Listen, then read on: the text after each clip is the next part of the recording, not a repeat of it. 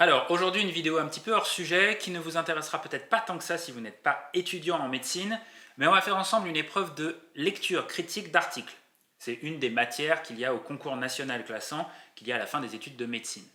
Alors, comme je sais que le concours est très bientôt et que les étudiants en D4 sont un petit peu stressés, j'ai choisi un sujet capital, un sujet très important pour la médecine et pour la science en général, à savoir, est-ce que baiser avec une poule donne le cancer de la bite ?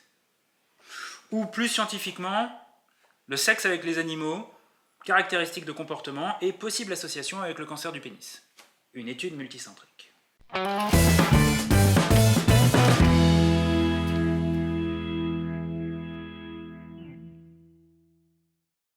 Alors, je vous ai fabriqué une petite épreuve maison de LCA. Les questions sont principalement inspirées par l'épreuve numéro 1 de LCA de l'année dernière, de l'ECN, donc l'ECN de 2016. Et le texte, par contre, c'est pas le même. Il y a peu de chances que vous ayez un texte de ce genre-là à l'ECN, mais bon, on sait jamais.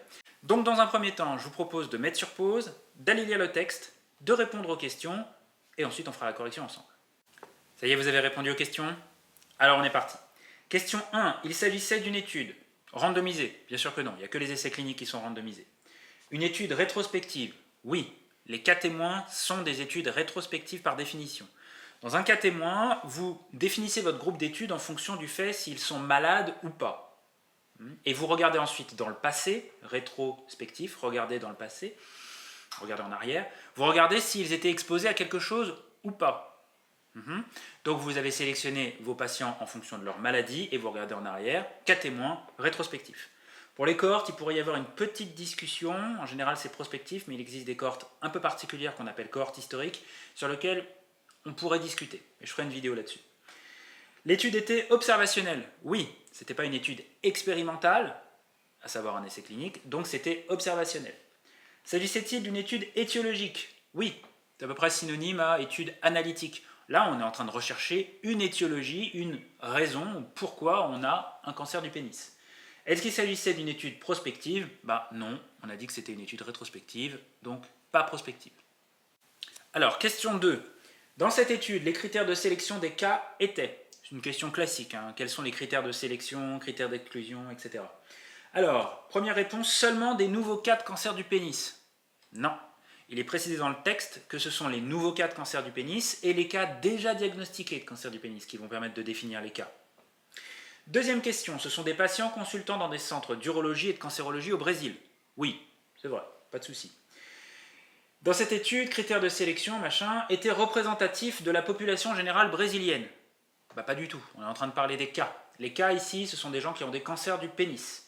Les hommes ayant des cancers du pénis ne sont pas représentatifs de la population brésilienne. Déjà parce qu'il y a des femmes, et puis ensuite parce que tous les Brésiliens n'ont pas de cancer du pénis. Suivez un peu. Des patients dont on a exclu ceux n'ayant pas vécu en milieu rural dans l'enfance et l'adolescence. Alors là, vous avez certainement été tenté de répondre oui, mais la réponse était non. Dans le texte, on peut voir qu'ils se sont servis de ce critère pour sélectionner les témoins. Pas les cas, a priori. Peut-être qu'ils l'ont fait, mais en tout cas, ils ne le disent pas dans le texte. Donc, en tout cas, les cas, ils se sont contentés des gens qui ont des cancers du pénis. Pas vraiment qu'ils soient en milieu rural ou milieu urbain, ne comptez pas trop. Des hommes de 18 à 80 ans, même problème, ils définissent qu'ils ont sélectionné les hommes de 18 à 80 ans uniquement pour les témoins, pas pour les cas. Et puis alors en plus, ils s'en battent complètement les couilles quand on y réfléchit un petit peu, parce que si on regarde le tableau 2 de résultats, il nous donne les âges des patients, et on peut voir alors là, que pour les cas, c'était entre 25 et 85, et pour les contrôles, c'était entre 18 et 90. Alors, la sélection sur les âges. Question numéro 3. Dans cet article, les facteurs d'exposition d'intérêt inclus. Dans toute étude, à un moment ou à un autre, on va mesurer des choses. Et c'est une question qui peut aussi relativement souvent tomber. Qu'est-ce qu'on a mesuré dans cette étude? Alors, est-ce qu'ils ont mesuré les habitudes de consommation du tabac? Oui. Des antécédents de phimosis ou de circoncision? Oui, parce qu'en fait, c'est un facteur de risque du cancer du pénis. Des relations sexuelles avec des prostituées? Oui, ils ont mesuré ça aussi. Ils l'ont demandé. L'usage du préservatif? Non. Spécifiquement, non. Ils en parlent même dans la discussion sur le fait qu'ils ne l'ont pas demandé et ils ne se sont pas intéressés à ce facteur-là. Et des relations sexuelles avec des animaux? Oui. C'est même l'objectif principal de cette étude, donc ils avaient intérêt à le noter. Question numéro 4. L'information sur les relations sexuelles avec les animaux comprenait l'âge des premières et des dernières relations. Oui, ils l'ont demandé, on le retrouve dans les tableaux, effectivement, pas de souci. décrivait les espèces animales concernées. Mais absolument. D'ailleurs, il y a même une description et des pourcentages de quel type d'animaux étaient utilisés. Ont été obtenus par téléphone. Faux. Non, on peut lire, ils ont fait des entrevues semi-structurées. Ils ont recruté les patients par téléphone, certes, mais les interrogatoires et les informations sur les relations sexuelles n'ont pas été obtenus par téléphone. A été vérifié par contrôle vidéo de l'acte sexuel. Bon, la question était drôle, mais non. Décrivait les types de relations, vaginales, nasales, fellation, anale. Alors, non, d'ailleurs ils en parlent également dans la discussion parce que ça peut être une limitation. Ils ne se sont pas demandé aux patients, mais dites-moi, qu'est-ce que vous avez fait avec les animaux? Question numéro 5, concernant le recueil des données. Question classique aussi. Il a été réalisé par entrevue semi-structurée en personne. Oui, c'est détaillé dans le texte, pas de difficulté. Les sujets ont donné leur consentement éclairé avant de pouvoir participer à l'étude. C'est dit dans le texte, c'est souvent quelque chose d'assez nécessaire, en tout cas dans les études modernes. Et si vous ne le faites pas, vous allez avoir des petits problèmes avec la CNIL. Plusieurs expérimentateurs ont jugé si les patients étaient considérés comme ayant eu des relations sexuelles avec les animaux ou non. Alors là, la réponse est non, c'est faux, ils ne l'ont pas fait, et d'ailleurs ça m'embête un petit peu quand on lit l'étude parce que ils ont fait une entrevue, d'accord, je ne sais pas exactement comment elle s'est passée, ils ne la décrivent pas vraiment, et puis comme je ne sais pas quelles questions ils ont posées, je me doute bien que c'est le mec qui faisait passer les entrevues qui a dit « ouais ben lui il a couché avec un animal, lui c'est sûr, lui non ». Comment il a défini ça? C'est quoi? Oui, bah, s'il a dit j'ai pénétré une chèvre, bon, ok, c'est sûr. Mais sinon, est-ce qu'il y avait un petit peu d'interprétatif? J'en sais rien. Donc cette question, elle m'embête un petit peu. Et en général, pour résoudre ce genre de problème, on met plusieurs expérimentateurs sur le coup. La question suivante, d'ailleurs, est la même. L'accord interjuge a été validé par le calcul d'un kappa de Cohen. Quand on se retrouve dans une situation où il faut juger quelque chose sur un patient ou sur un sujet quelconque, et qu'on se met à plusieurs expérimentateurs, ah oui, tiens, je suis d'accord avec toi, machin, on juge ça avec un outil statistique qui s'appelle le kappa de Cohen. Là, visiblement, ils n'en parlent pas, donc il n'y en a pas eu, donc la réponse était fausse. Le questionnaire sur lequel se basait l'entrevue était validé et comportait 22 items. Alors, questionnaire validé, ça a un sens. C'est un questionnaire sur lequel on a validé qu'il était pertinent, qu'il mesurait bien ce qu'on essayait de mesurer avec, etc. Et comportait 22 items, ben, j'en sais foutrement rien. J'en sais rien parce qu'ils n'en parlent pas. Ils ne donnent pas le questionnaire et on ne sait pas comment il était foutu. Donc, réponse fausse, et ça m'embête. Question numéro 6. Le choix d'une étude de type cas témoin a été guidé par le fait ou l'effet suivant. Ce type d'étude permet de montrer une relation causale. Non. Non. Non. La seule étude qui peut prétendre à montrer vraiment à coup sûr une relation causale, c'est l'essai clinique randomisé. Je peux vous amener à aller regarder la vidéo sur James Lind à ce sujet. Maintenant, même avec un essai clinique randomisé de forte puissance bien mené, des fois, l'effet causal, ce serait discutable. On en reparlera. La prévalence des cancers du pénis est faible. Ouais, c'est pour ça d'ailleurs qu'on utilise un cas témoin. Les cas témoins, c'est bien adapté quand on a une maladie, donc le cas témoin sélectionne les patients sur les maladies, et que la maladie est rare. Parce que si vous avez une maladie qui touche une personne sur 1 million, vous n'allez pas pouvoir faire une cohorte ou un essai clinique. Si vous faites une cohorte, vous prenez 1 million de personnes, vous allez avoir une seule maladie, un seul cas. C'est pas intéressant. Avec le cas témoin, c'est tout de suite beaucoup plus propre.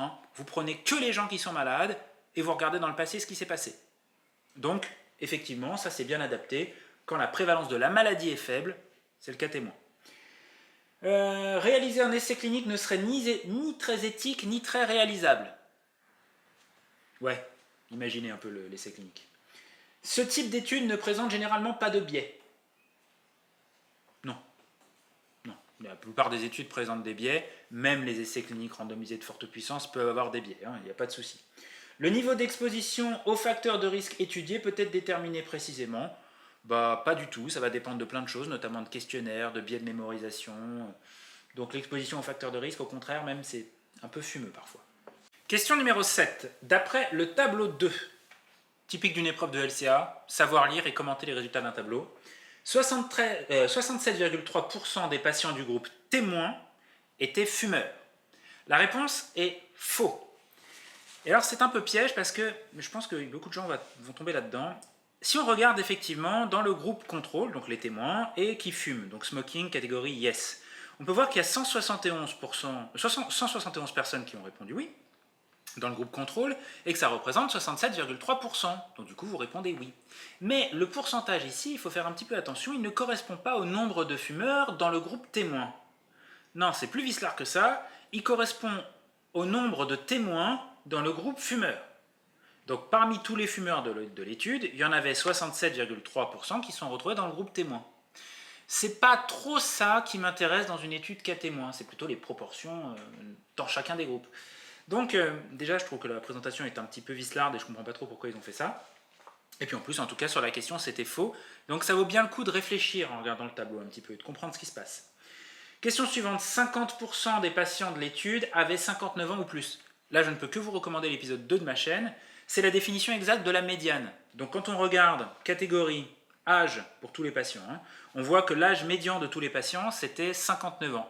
Par définition de la médiane, 59 ans, ça veut dire qu'il y a 50% des gens qui ont moins de 59 ans et 50% des gens qui ont plus de 59 ans dans cette étude. Donc la réponse était vraie. La proportion de patients ayant des relations sexuelles avec des prostituées est significativement différente entre les cas et les témoins. C'est vrai. C'est vrai, alors les proportions, vous ne les connaissez pas parce que c'est justement, c'est pas ces pourcentages-là qui donnent. Maintenant, le résultat est significatif. On peut voir que la p-value est de 0,033, ce qui est inférieur à 0,05 qui était le seuil admis dans cette étude et en général en médecine. Donc, oui, c'était significatif. Le test du Ki2 a été utilisé pour les variables quantitatives et le test de Student pour les variables qualitatives. Non, c'est l'inverse. Le test de Student, c'est pour les variables quantitatives. Âge, poids, n'importe quoi qui peut prendre toutes les valeurs possibles. Le poids, vous pouvez peser 79,88 kg. Et les variables qualitatives, c'est le test du Ki2. Et alors là, c'est fumer, oui, non. A eu des relations sexuelles avec des prostituées, oui, non. Sous l'hypothèse que la distribution des âges des patients suit une loi normale, 68% des patients de cette étude avaient entre 43 et 72 ans. Là, je vous recommande l'épisode 5 de ma chaîne où on parle des indicateurs de dispersion et on est pile poil sur la définition et l'utilisation de l'écart type. Effectivement, on pouvait voir qu'on avait un âge moyen de 57,57 ans, très bien, avec un écart type de 14,49 ans, pas de souci. Eh bien, 57 moins 14 vous donnera une première borne, 57 plus 14 une deuxième borne, qui est effectivement 43 et 72 ans, et entre ces deux bornes, vous avez 68% de tous les patients, par définition. Alors, petit aparté, on est presque sûr, je suis presque sûr ici que effectivement les âges suivaient une loi normale parce que les auteurs ont utilisé un test de student et l'une des caractéristiques du test de student c'est qu'on a le droit de l'utiliser si la distribution est à peu près normale. Voilà, logiquement ils ont fait ça. Azrael, mon chat, je suis pas sûr que ce soit très pertinent que tu sois sur cette vidéo vu le sujet. Bien joué. Question numéro 8, d'après le tableau 3. Alors là, c'est un tableau d'une analyse multivariée. C'est un petit peu compliqué, mais on va prendre un petit peu le temps, on ne va pas s'inquiéter. Alors, pour les patients de l'étude, avoir des relations sexuelles avec des prostituées était plutôt un marqueur protecteur vis-à-vis du cancer du pénis. La réponse est oui. Ah oui, mais attends, c'est pas significatif, normalement, non, on ne peut pas conclure. Ouais, vous ne pouvez pas conclure que le sexe avec des prostituées est un marqueur protecteur pour la population générale. Vous n'avez pas le droit de faire une inférence sur tout le monde. D'accord ? C'est à ça que ça sert le test de significativité. On en parlera. Mais globalement, ici, pour les patients, effectivement, les patients de cette étude avaient 0,83 fois plus de chances d'avoir un cancer du pénis s'ils avaient couché avec des prostituées. Donc 0,83 fois plus de chances, c'est moins de chances. Donc c'est mieux.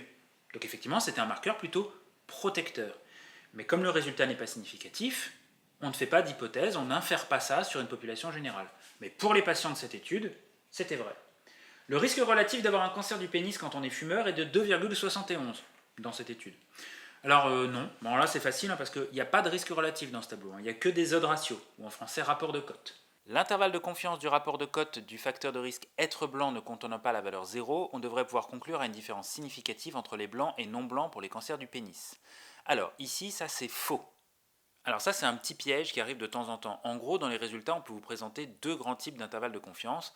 Soit on vous parle de différence entre deux variables, soit on parle de rapport. Rapport de risque ou savoir risque relatif ou des rapports de cote. Alors dans le cas des différences, on suppose qu'il n'y a pas d'effet Si A égale à B, alors A et B c'est par exemple des tensions artérielles dans un essai clinique où on compare deux médicaments, et bien si le médicament A il a le même effet que le médicament B, ça veut dire que la différence de tension artérielle entre les deux groupes de patients elle sera nulle, elle sera de 0. Donc ça veut dire qu'on ne pourra pas conclure à une différence entre les deux traitements si 0 appartient à l'intervalle de confiance. Mais ici, ce n'est pas de ça qu'on parle. On parle d'un rapport de cote, ou alors on peut dire risque relatif. Et cette fois-ci, l'effet nul, il aura lieu uniquement si notre rapport de cote, il vaut 1. Et ça se comprend bien en fait. Si on parle en risque relatif, ça veut dire que le risque d'avoir un cancer du pénis si on est blanc est égal à une fois le risque d'avoir un cancer du pénis quand on n'est pas blanc. Donc si c'est égal à une fois le risque, c'est qu'en fait il n'y a pas plus ni moins de risque. Donc ça veut dire qu'il n'y a pas d'effet. Donc quand on parle de rapport de cote ou de risque relatif, eh bien il ne faut pas conclure quand 1 appartient à un intervalle de confiance. Du rapport de cote est une bonne estimation du risque relatif si la probabilité d'être malade est très rare. Oui, c'est même la définition. Si c'est très rare d'être malade, à ce moment-là, le rapport des cotes est une bonne estimation du risque relatif. On fera un épisode là-dessus de toute façon. L'odd ratio du facteur de risque sexe avec les animaux est cohérent avec le résultat du tableau 2. Oui, c'est cohérent. C'est avec les animaux, là on a un odd ratio à 2,07, significatif. Donc ça veut dire qu'en gros, ce tableau nous dit il semblerait que les gens qui ont eu des relations sexuelles avec des animaux, ils ont à peu près 2 fois plus de chances, au sens odd ratio, ils ont 2 fois plus de chances d'avoir un cancer du pénis. Bon, et puis alors quand on regardait dans le tableau 2, on voit, pareil, c'est des analyses univariées, on voit sexe avec des animaux, alors il y a bien une différence significative entre les deux groupes, et après, même s'ils le disent dans le texte, mais il y a plus de chances d'avoir un cancer du pénis quand vous avez eu des relations sexuelles avec les animaux. Donc la réponse est oui, c'est cohérent. C'est pas forcément toujours le cas d'ailleurs, hein. Parfois les résultats univariés sont incohérents avec les résultats multivariés. Alors ça rend l'interprétation un petit peu plus compliquée. Soit ça veut dire que vous aviez une variable de confusion qui a été mangée par le modèle multivarié et donc voilà, votre résultat multivarié il est plus vrai, c'est souvent le cas. Soit il faut un petit peu s'en inquiéter, il faut se poser la question en tout cas de qu'est-ce qui est en train de se passer ici. Question numéro 9. Concernant les résultats. Alors, parmi les cas, il y avait significativement plus de patients ayant eu des relations sexuelles avec des poules qu'avec des chiens. Là, c'est faux, parce que le mot-clé qui est important à comprendre, c'est significativement. Ils n'ont pas fait de test de significativité pour savoir s'il y avait vraiment plus de gens qui avaient couché avec des poules qu'avec des chiens. Donc, non, la réponse est fausse. 29,8% des patients ayant eu des relations sexuelles avec des animaux en ont déjà eu en groupe avec d'autres hommes, mais sans différence significative entre les cas et les témoins. C'est dans le texte, effectivement, visiblement, il y a quand même un bon tiers des personnes qui se sont amusées à se taper des animaux à plusieurs, mais que vous ayez un cancer du pénis ou pas, ça ne change pas, à peu près le même pourcentage. L'âge moyen du premier rapport sexuel avec les animaux est de 13,5 ans. Pareil, c'est dans le texte, c'est vrai. Et c'est jeune. D'ailleurs, au demeurant, ça veut dire qu'on n'est pas trop en train de s'intéresser à de la zoophilie ici comme une pratique sexuelle adulte habituelle. D'ailleurs, les auteurs en parlent dans les commentaires. On est en train de parler de quelque chose comme une espèce de première initiation aux relations sexuelles avec des animaux. Est-ce que ça mérite vraiment le terme zoophilie ? À discuter. Les sujets ont eu des relations sexuelles avec des animaux... les sujets qui ont eu des relations sexuelles avec des animaux avaient significativement plus de relations sexuelles avec des prostituées. C'est pareil, c'est dans le texte. Effectivement, c'est le cas. Pas de piège. Les patients ayant un cancer du pénis avaient significativement tendance à pratiquer les relations sexuelles avec le même animal, #fidélité, que les patients sains. Cette question est fausse. Il n'y avait pas vraiment de différence avec les patients sains, donc tout le monde était à peu près fidèle à son animal.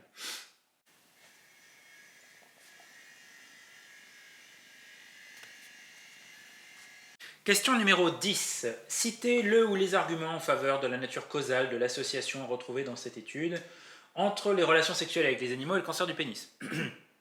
Ça aussi, c'est une question assez typique en LCA, parce qu'en général, c'est ça qu'on cherche à montrer, la causalité.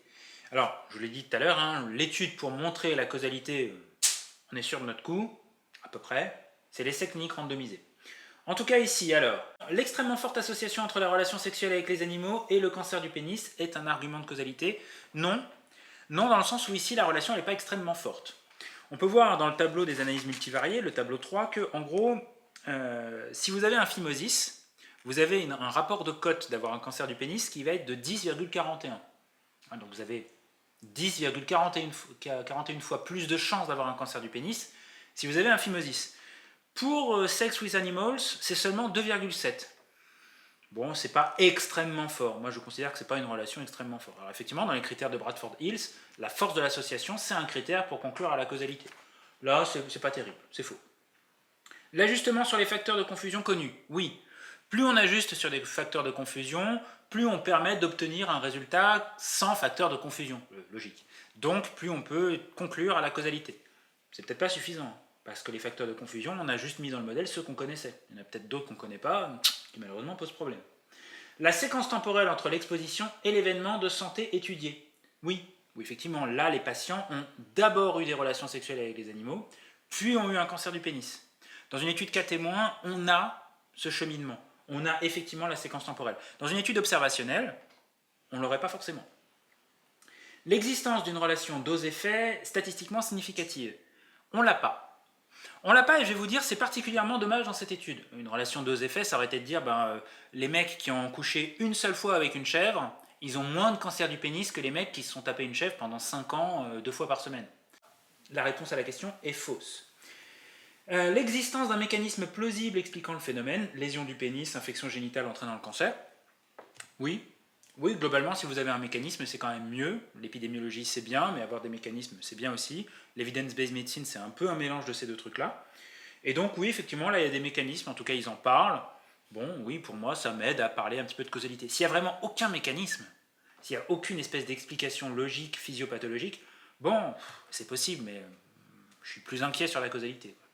Question 11. Sur la base des informations données par les auteurs, quels facteurs de confusion potentiels supplémentaires aurait-on pu prendre en compte? Et question facile, question de lecture de l'étude, parce que bon, voilà. Le type de rapport, anal, vaginal, nasal, fellation, oui, les auteurs ils en parlent, ils disent qu'ils ne l'ont pas pris en compte, donc effectivement ça aurait pu être un facteur de confusion qu'ils auraient pu rajouter. Le niveau socio-culturel des patients, non, ils n'en parlent pas dans l'étude. C'est dommage d'ailleurs, parce que très souvent le niveau socio-culturel des patients, c'est une variable assez nébuleuse, mais qui joue de façon très très forte sur les résultats en général, sur les cancers, sur les maladies cardiovasculaires, tout ce que vous voulez. Le niveau socio-culturel, c'est pas mal, mais les auteurs n'en parlent pas. L'utilisation du préservatif, ouais.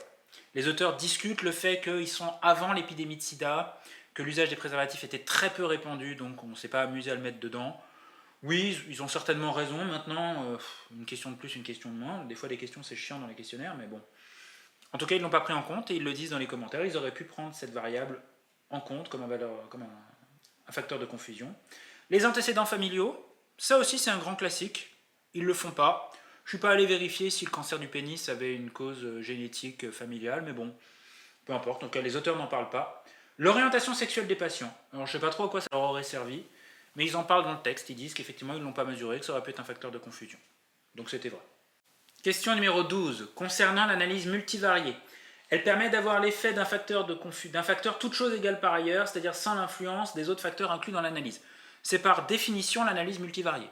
Ça sert à ça sert à avoir l'effet juste d'un seul facteur, tous les autres égales.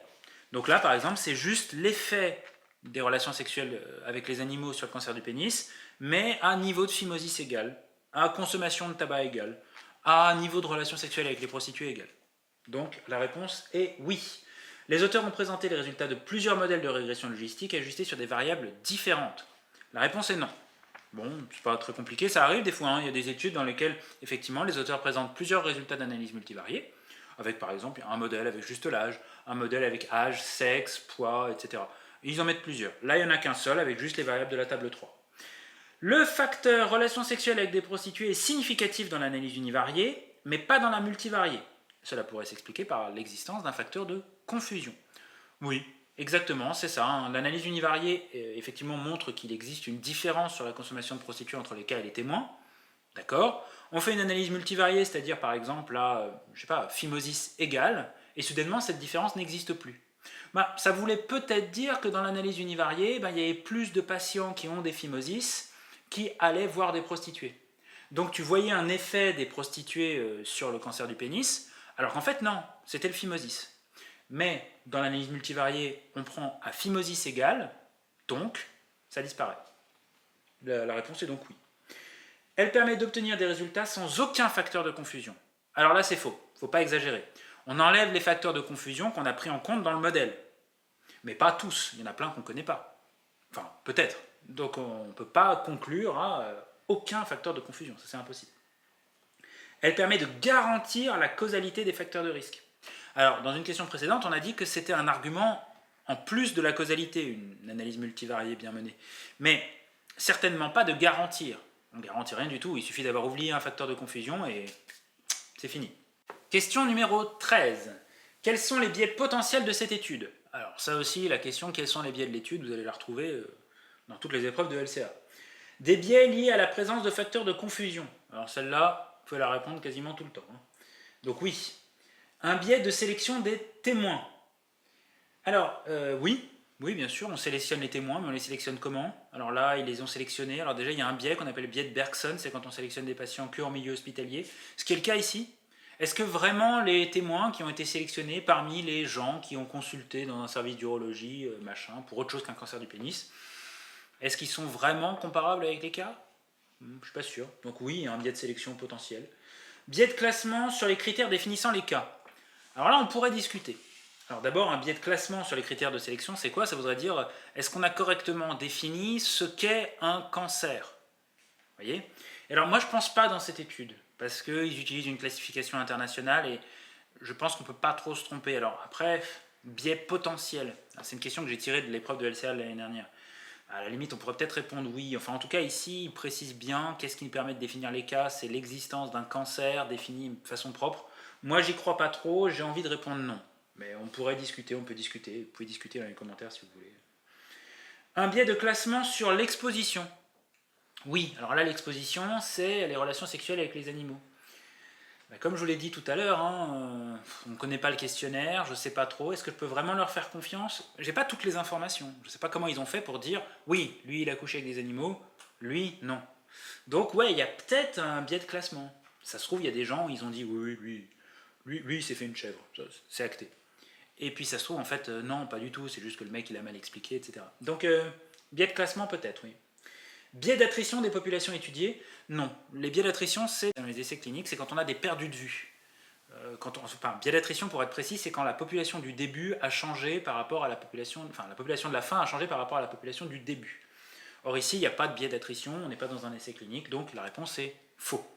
Question numéro 14. Parmi les implications potentielles de cette étude pour la prévention des cancers du pénis, il paraît pertinent de réaliser une étude randomisée en double aveugle de forte puissance, machin.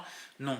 Non, on ne va pas demander à des enfants et des adolescents de se faire des animaux sans qu'ils sachent ce qu'ils font au juste, en aveugle. Non, on ne va pas faire ça.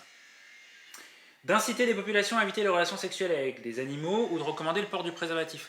Oui, s'il s'avère que cette étude a raison, on a quand même affaire à un facteur de risque potentiel, donc on va éviter de on va leur recommander de ne pas le faire. En plus qu'il y ait d'autres risques. De conseiller d'avoir des relations sexuelles avec des prostituées pour se protéger du risque de cancer du pénis. Non, comme j'ai dit tout à l'heure, c'est pas parce que dans cette étude, les patients étaient effectivement un petit peu moins à risque d'avoir des cancers du pénis quand ils couchaient avec des prostituées, qu'il faut en conclure pour la population générale.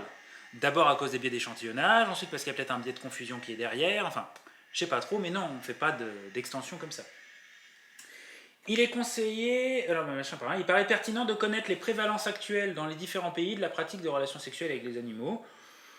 Oui, ça me paraît pertinent, ne serait-ce que pour savoir si jamais il y a un facteur de risque, savoir dans quel pays il va falloir intervenir, et puis refaire des études, voir si c'est vraiment un problème. D'utiliser plus souvent ce genre d'études auprès des étudiants en médecine pour leur enseigner la LCA. Ça me semble capital. Question 15. Quels sont les risques de conclure à tort à la responsabilité du sexe avec les animaux sur l'incidence de cancer du pénis? Alors, la première réponse, c'était le risque d'erreur statistique de première espèce, risque alpha. Alors oui, par définition, le risque alpha, c'est même exactement ça. C'est le risque de conclure à tort à quelque chose alors que l'hypothèse nulle, à savoir il n'y a rien, est vraie. Donc oui. L'existence de facteurs de confusion résiduels méconnus. La réponse est oui, évidemment. Le caractère rétrospectif du recueil des données.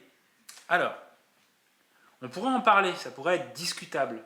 Moi, j'ai envie de dire non. J'ai envie de dire non, je ne vais pas m'étendre 3000 ans là-dessus, parce que ce n'est pas le caractère rétrospectif qui fait que potentiellement on peut conclure à tort. c'est le fait que dans une étude rétrospective de type cas témoin, il y a plein de biais, par exemple le biais de mémorisation, le biais de sélection, etc., qui effectivement peuvent amener à conclure à tort. Mais ce n'est pas directement la caractéristique rétrospective. Alors après, pour l'ECN, j'ai déjà vu une correction donc, de l'ECN 2016. À cette question-là, il disait, le caractère rétrospectif de l'étude, il disait oui. Moi, je ne peux pas vraiment vous répondre. Je ne sais pas ce qu'ont les correcteurs en tête quand ils disent ça. Peut-être que pour eux, oui, le caractère rétrospectif, c'est un critère, c'est un truc qui dit que ça risque de conclure à tort. Je ne sais pas trop. Un défaut de puissance statistique. Non, ça c'est sûr que non. C'est l'inverse. Un défaut de puissance statistique vous permettrait de faire un autre type d'erreur, l'erreur bêta, qui serait de ne pas conclure alors qu'il y a une différence. En tout cas, la puissance statistique, à partir du moment où vous avez conclu qu'il y avait bien quelque chose, donc le risque de conclure à tort, ça n'a pas de rapport. L'inflation du risque alpha par des tests multiples sans correction, oui. C'est le cas dans cette étude. Alors là, ils font plein de tests. Je ne les ai pas comptés, mais il y a un tas de tests qui ont été faits. Et puis, les auteurs concluent sur la validité. Enfin, ils disent, ben voilà, on a trouvé que ça et ça, c'était significatif. Le problème, c'est que avec 5% de chance de se tromper à chaque fois, si on essaye plein de fois, au bout d'un moment, au total, ça fait bien plus de 5%. Bon, je ferai une vidéo sur l'inflation du risque alpha et sur les façons de corriger ça, mais oui, là, très clairement, c'était un risque de conclure à tort et ça amplifiait ce risque. Question 16. Quel serait le niveau de preuve de cette étude selon la classification de la HAS? Ça, c'est un truc qu'il faut connaître par cœur. Je pense qu'on peut vous la poser à l'épreuve de LCA. C'est du niveau 3. Les cas témoins, c'est du niveau 3. Pas grand-chose à dire là-dessus. C'est comme ça. Voilà, cette vidéo est maintenant terminée, j'espère que ça vous a plu. On refera peut-être d'autres épreuves de LCA plus tard. Désolé si je ne vais pas assez dans le détail, mais vous inquiétez pas, il y aura des épisodes sur le sujet. Bien évidemment, je souhaite bonne chance à tous les D4 qui passent le CN très prochainement. N'hésitez pas à partager cette vidéo, histoire que tout le monde puisse se détendre un petit peu avant l'épreuve, tout en révisant. Et à vous abonner à la chaîne si vous êtes intéressé par l'épidémiologie. Bonne chance à tous et à la prochaine.